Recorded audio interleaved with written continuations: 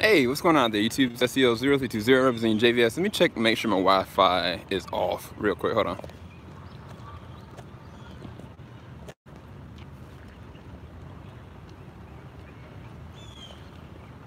Alright, should be good now.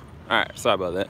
So, yeah, before I even get into this, the title of this is SONY, Arad, and the Spider-Man franchise, which everything that fits underneath that, which is Morbius, which is Venom, which is Silver Sable, which is Black Cat. This is something that I've been wanting to talk about for a while, and it's funny because I haven't even talked about our 41,000 subscribers. Like, I'm sorry, I've been slacking, but I don't think I'll have time to talk about this any other time. So I'm actually taking a long route to even go into this. Before I get into this, Spider-Man, believe it or not, is my second favorite hero. He's my second favorite superhero of all time. Batman's number one, Spider-Man's number two. And so I've been following since Tobey Maguire donned the costume, and I was like in love with the movie universe. I was in love with what Sony did for the character. I was in love with what, you know, the motivations behind his ideals. It was something about when that came out, it changed the game. As well as I was a lover of the animated series. Like, I love what John Semper did with the writing for the Spider-Man series that came out. Definitely a lover of what they did with the one that came out, which was the Spectacular Spider-Man. It's really good. I love the one they did with the MTV version. I own, of course, the Spider-Man PlayStation 4 game. This is what's really going on inside of my heart. Spider-Man 1 and Spider-Man 2, I thought were great films. Spider-Man 2, to me, still holds up. No matter, I don't care who body says that it's cheesy, it's stupid. Yeah, of course it was. It was a comic book movie. Comic book movies have comedy in them. That's what Marvel's kind of impacted the spectrum of what a superhero movie is supposed to be about. But in all honesty, if you look at things that go on and the way the design and the blueprint that Sony did for Spider-Man 2, it's the same as that blueprint that Marvel is doing right now. And so you can't sit there and tell me that wasn't a great movie, and it was. And it benefited like The Dark Knight did for the superhero industry. So then you get to, of course, Spider-Man 3.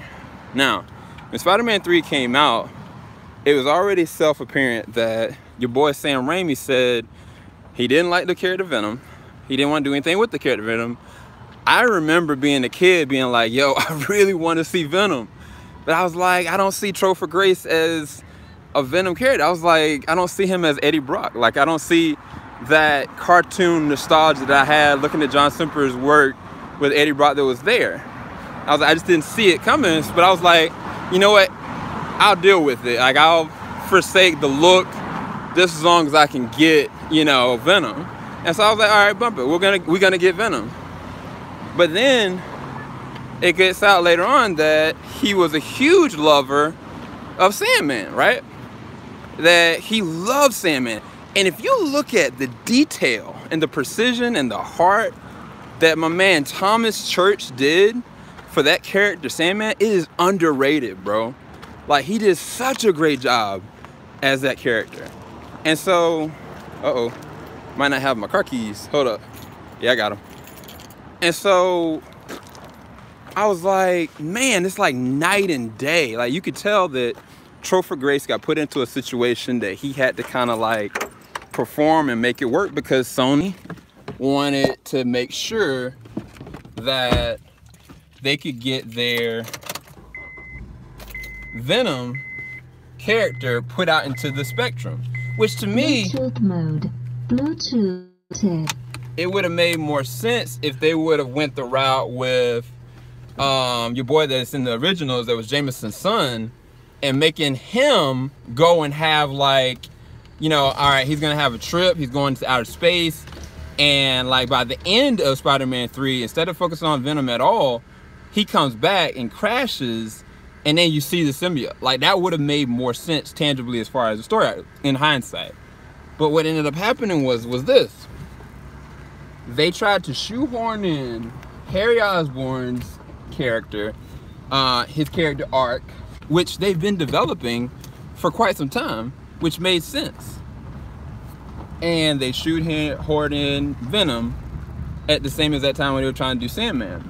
And so what they could have easily have just done to alleviate a lot of the issues when it came to it, and that even includes the Tobey Maguire, emo Tobey Maguire Spider-Man, and just kind of just like took their time with it, it just removed Venom all completely. And I think if you think back to that movie, it would change a whole lot of the scope of how they platformed everything moving forward. Because what ended up happening was it was not well received.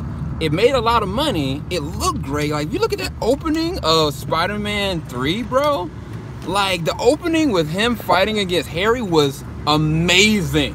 It was so like especially the build-up. When you think about the last two movies, you saw that build-up, like it was perfect. It was perfect in so many different respects.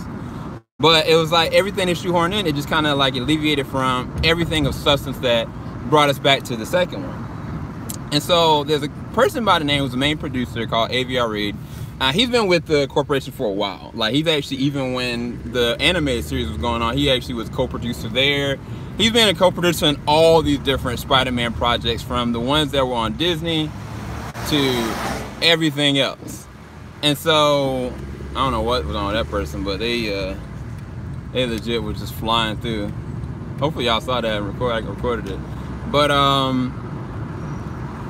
Avi Arad, when Spider-Man 3 came out, he said some kind of statement was like, I was the person that kind of pushed and made sure that Sam Raimi wanted to go and do a different thing, but I was like, I think that this is what the people want. Then I realized, whoa, Avi, what you talking about? And so then, and a lot of people don't know this story, but I'm gonna go ahead and kind of break it down to you as simplistically as I can. The story of Spider-Man 4 goes as follows. After Spider-Man 3 was not received very well, a lot of people were kind of just like, you know, what are you gonna do next? And Sam Raimi was like, I want to give you guys the character that I love, who is the Vulture. And of course, I think they even talked about Doc Connors being the Lizard. And so it was like the Vulture would have been dope. And of course, we got Michael Keaton's Vulture in Homecoming, which I didn't really have a lot of faith in that, all honesty, but I was like, Sam Raimi wanted to do that. But he says, I need at least a good 2 years to make sure I get the script right, make sure we have the technology there, make sure we have everything ready. And so at first Sony was like, okay, that's fine. Avi Arad and some of the CEOs and some of the other people that were bigwigs were like, no, we need something within a year's time. We have to stick to this regiment because we want to continue to not fall into this drop-off. And like Sam Raimi was like, I can't do it. It's not plausible. I can't give you a sufficient script and make this something that's not going to be like a dumpster fire, which ended up being Spider-Man 3. And they were like, well, if you can't get your guy together, I remember it like it was yesterday, bro. It was like 3 days later, like Sam Raimi is gone from the project. And I was like, are they going to find a director in time? Like, what's going to happen? And sure enough, Tobey Maguire opened up and said a long time ago, if Sam goes, then I'm gone. And that's what ended up happening. Sam Raimi ended up leaving, and Tobey Maguire followed suit right after that. And so, of course, you got Kirsten Dunst and everybody else. Like, I mean, of course, James Franco's character died, so it wasn't anybody else really to hold on to. And so they were like, well, forget it. Well, we're going to recast and do the Amazing Spider-Man. And you know what's so messed up about that? Is the fact is that after 2 years, which Sam was saying that he just needed 2 years, they gave us the Amazing Spider-Man anyway. It may have been 3 years. I don't want to get my dates wrong. I apologize if I did. Because I know y'all guys are harsh out here in these streets. But I know for a fact that within 2 to 3 years, they gave us the Amazing Spider-Man. So it's like, all that rushing that you wanted to do, like you just gave us the Amazing Spider-Man 3. So I was like, okay, bet. I'll get on board because I love Spider-Man. I'll even look at Spider-Man 3 right now. Like, I actually went to the movie theaters. I think I saw Spider-Man 3 in the movie theaters like 5 times.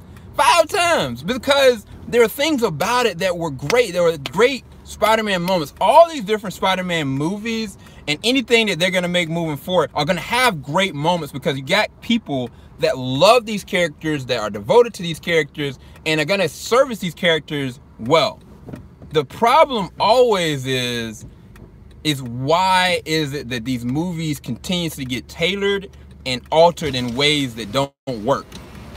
And so what ended up happening was, for the Amazing Spider-Man, you got my man Andrew Garfield, and you got Emma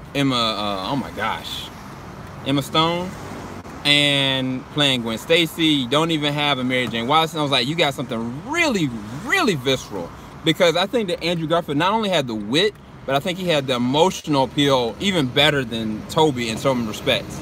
Because when Uncle Ben died and like he get that revelation about what was going on, like I could feel the pain off him. That's just the gravitas of just how great of an actor he actually is. So it was like, I was like, cool, we're gonna get this great movie, and they're gonna give us the lizard finally. We're gonna have a CGI lizard. Let's go. Right? And so then we get the movie, and the third act of the movie just don't seem like it worked. Like, what happened?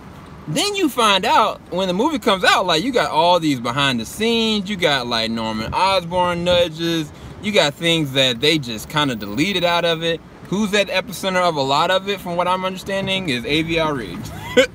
And I was like, yo, Avi, please don't do us dirty again. Don't put us in this situation again like Spider-Man 3. And look what happened. The Amazing Spider-Man 2 comes out.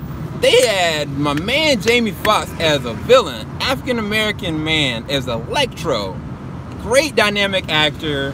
And it was like, okay, well, we're gonna give you the Electro. We're gonna also give you Rhino.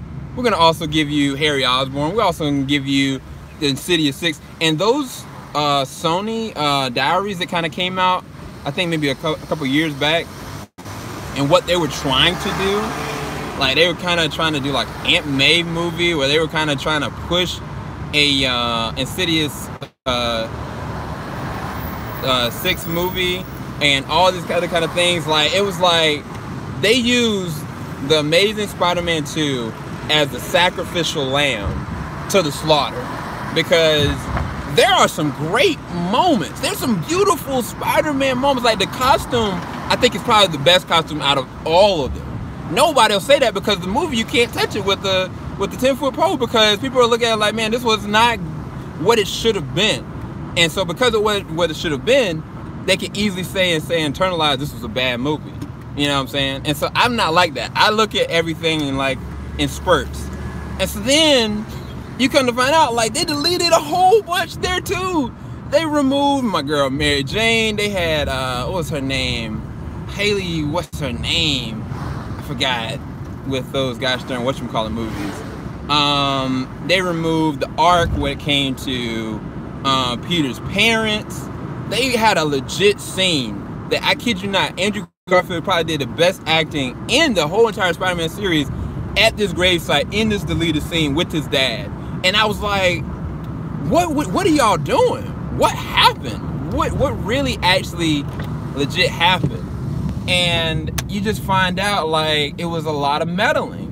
And like every single time I keep looking back and I'm like, yo, Avi, why are you still here, dog? Like, are you doing something? I don't want to put this man under the bus, but I've always kind of felt like there's some kind of old way of thinking that processes statistics and numbers and math versus product quality and representation of mythology. I really do. I really feel like that's what I felt for a minute. And it's not good. It's not a good feeling, because now that translates to what's going on with, of course, with Venom. And I mean, of course, you got like some people that's giving like their reactions and stuff like that. I can tell you personally, I'm probably going to actually have fun with Venom. I personally am going to probably find certain things that I thought, like, man, they did this Venom character right, man, Tom. Only because of the fact that you got Riz Ahmed, you got Michelle Williams, Tom Hardy, somewhere in there, Woody Harrelson. And like, the reality is, just on that basis alone, it should be interestingly intriguing, fun, because you got dynamic actors if you're giving them the ability to being able to exemplify their characters the way they're supposed to. So it's like, I don't see why I wouldn't be able to actually enjoy it. But there's this cloud that has been over this movie from Jump Street, and it didn't, like, even though I went to see the San Diego Comic-Con Hall H premiere, and the Hall H premiere was great, like, that cloud never ended. That never, like, moved over, because no matter what, people in the back of their heads were like, this movie's not going to work, because they have displacement of trust because of what's happened in the past with the Sony Spider-Man franchise properties. It's just, it's unavoidable at this point. It's deeper than the negativity rant that bloggers and critics are kind of like, you know, on this, like, all right, I gotta jump on the negativity train with this or with that. It's deeper than that, because it's like there's a wound there from Spider-Man 3 that never healed. That never healed for really for me or other people. And so it's like, it's easier to kind of burn it all than to say, okay, things can change progressively. You know what I'm saying? And it's like, some people would say that the Amazing Spider-Man 1 wasn't a good movie. That's not true. Amazing Spider-Man 1 was actually a great movie. But nobody will say that, because Amazing Spider-Man 2 was not. And it's like, people could go back and be like, well, because Spider-Man 3 wasn't good, the trilogy wasn't good. And that's not true. Bruh, I got all these freaking movies and I can find great things about it. I love Spider-Man. I am a Spider-Man fan. Just like I'm a DC and a Marvel fan, I'm a Spider-Man fan, bro. I want this Venom movie to succeed. There's certain things I know they could have done to alleviate any of the problems with this Venom movie. And I know, I don't want to say, I can't keep on putting Avi on the bus with it. But I really feel like that hashtag that I put, the Avi effect, it's real, bruh. I'll go back and reread some of you guys' chats. Right now I'm trying to vent this all out before I get home, because once I get home, I gotta take care of my baby, I gotta take care of my wife, I got stuff I gotta do. But while I'm talking right here now, I can let it all out so I can have all this cleared, so I can have a great movie experience when I go and screen this movie Venom tomorrow. Right now, you know for a fact that Tom Holland is, you know, Spider-Man for MCU, and technically underneath the caveat under Sony, but they're contractually kind of lending him out, and he has like another movie that's coming out, Far From Home. I think Jake Gyllenhaal has been confirmed officially as Mysterio. And of course, like Spider-Man, what happened with Spider-Man in Infinity War was rough, boy. You know what I'm saying? Like, Tom Holland is nailing it.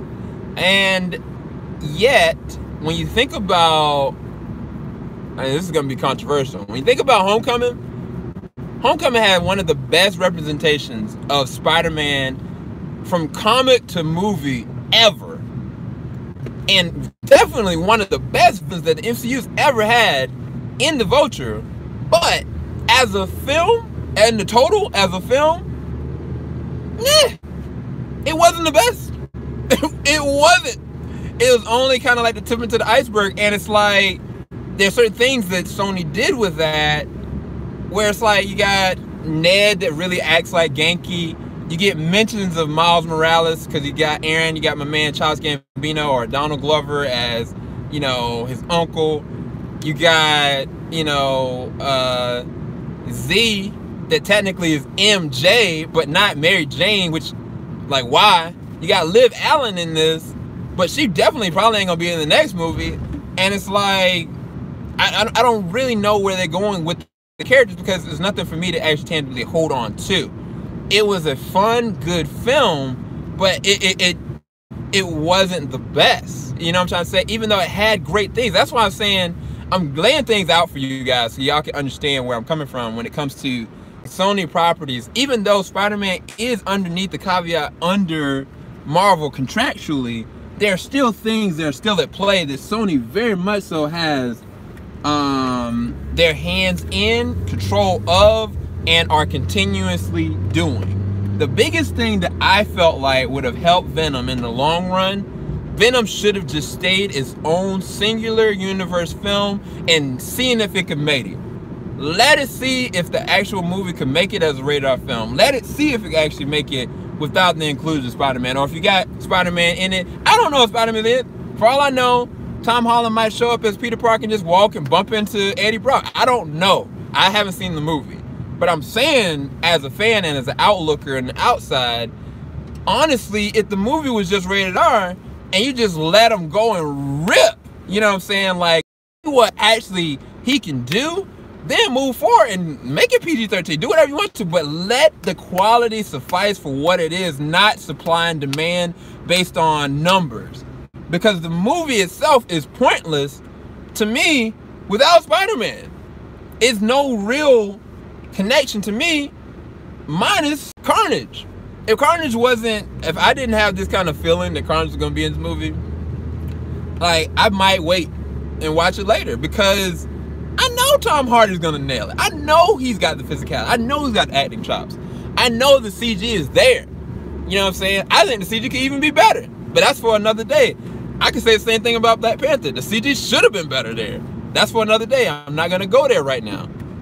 But what I will say is that with Venom, they made calculative changes as a contingency and using math yet again to try to pull, I don't know how to put or piece together their own universe outside of Spider-Man, which doesn't make sense because all the different villains are merged based off their connection to Spider-Man. It's not gonna work. It's not gonna work. If it was gonna work, then rip it. Like, let Venom see if he can work on his own, period. Because now it's like you got all these people like connecting, like, okay, we changed the PG-13 because we wanted to kind of prepare or pave the way to allow for the next movie for Spider-Man to be in a PG-13 kind of setting, because we don't want Spider-Man to be in like a rated R kind of setting, because that wouldn't make sense. But yet the comic books tell you different. I'm just telling you all this to kind of unload and unpack, because I want all this to work. I do. But honestly, if I was Kevin Feige, regardless of whatever Venom makes, if Venom ends up with 130 or 100 million dollars in the long term of its box office, I would say to Sony, look here, you got something there. You got the next Lenny Bruce. You got my man Tom Hardy. Let us use him under the Thunderbolts, or let us use him in this setting. Let us use the symbiotes to take over New York or whatever. You know what I'm saying? Like, if I was Kevin, like, because Sony's not playing it smart with what they have. They've got the ammunition. It's like, you got all the ammunition in the world, and like, you don't know how to load the gun. And it's like, if they don't know how to load the gun right, let somebody kind of like coach it and swaddle it, you know what I'm saying? And I think that that's what they're gonna have to do, because they keep changing stuff. They keep like shooting themselves in the foot, dropping ammunition, not loading it correctly, letting it jam, bruh. Letting the freaking gun jam. That's what's happening. That's legit what's been happening. The Amazing Spider-Man 2 should not have been the sacrificial lamb. Spider-Man 3 should not have been the sacrificial lamb. Venom is his first movie, bruh. His only first standalone movie. But yet, he being used too. So, I just want to unpack all that, letting you guys know I love Spider-Man. I'm a huge Spider-Man fan. I'm actually a little still excited for Venom, because I can't go off of people's reactions, bro. Like, it's so easy to kind of get irritated with stuff. You already got a cloud where people are like, their perceptions like the movie's gonna be trash anyway, and so it's like you go into the movie, you know, with low expectations, but knowing like, man, this is not gonna be good anyway. If you put that in your head enough, like, no matter if the movie wowed you or not, like, you can be like, it was okay, to it was garbage. So I can't go off of people's reactions. Even though I am technically a reactor and a reviewer, I think it's very much so important to go and see what your own personal perspective of it is. Was it fun? Did you enjoy it? Were the performances good? Could it have been better? You figure that out for yourself, and that's what same exact thing that I'm gonna do. And it's kind of just like, shout out to my man Nathan right now that just posted Into the Spider-Verse looks dope. It looks so freaking lit. And it's like, y'all can do that, but yet, couldn't that have been live action? So I'm saying, it's money and calculations, and it's not just dropping the ball, it's dropping the ammunition, letting the ammunition jam in the gun, not knowing how to properly secure and place what you have at your disposal is, to me, what Sony needs to course correct, because their films are great. The films are great. Like, there's nothing wrong with the Sony films. There's nothing wrong with even what they have at their disposal. It's just like, it's money, man. And I feel like your boy Avi, man, I can't not put it on him somewhere. I can't. Because every single time I see this man pop up, something pops off. Like, it just happens, bruh. So either way, I know I've been ranting for a long period of time. At this, if you can hear me, because it looks really distorted to me right here. So I am gonna be screening Venom tomorrow, and I'll let you guys know what time. I don't know when the freaking embargo is gonna lift. I think the embargo is gonna lift at midnight tomorrow night. So you'll see my reaction and my review for sure. My social media reaction, I'll be able to upload that immediately because that's already lifted already. Unless my PR team won't let me. But yeah. Let me know what you guys thought about my rant. Please leave a like. Definitely subscribe. Got a lot of great things coming for the channel. There's gonna be a week of free freaking Patreon. And if you don't know about our Patreon, we got full reactions of everything. That's gonna be starting Sunday until Saturday, a full week of that. I'll make a whole separate video for that though. I gotta go. I'll talk to you guys later on. Keep it locked. JVS, we ain't gonna stop. Spider-Man, shout out to you. Tom Hardy, Michelle Williams, Riz Ahmed, your boy Woody Harrelson. Shout out to you guys. Regardless of what people are saying, enjoy this time, enjoy this moment. I pray you guys get a sequel. I pray you get better source material. And oh, one thing I did want to bring up to end this. What Sony did to Sam Raimi was bad and it was messed up, but Sam Raimi recovered. Your boy Mark Webb, who came out with 500 Days of Summer, which is a great film, he didn't. They freaking screwed this man. They chopped his movie all the way up. Like, you thought that David Ayer had it bad. Nobody talks about Mark Webb. They really did Mark Webb dirty. But anyway, I gotta go. Keep it locked. JVS, we ain't gonna stop. Please leave a like. Share this if you want. And yeah, I gotta go. Peace, guys.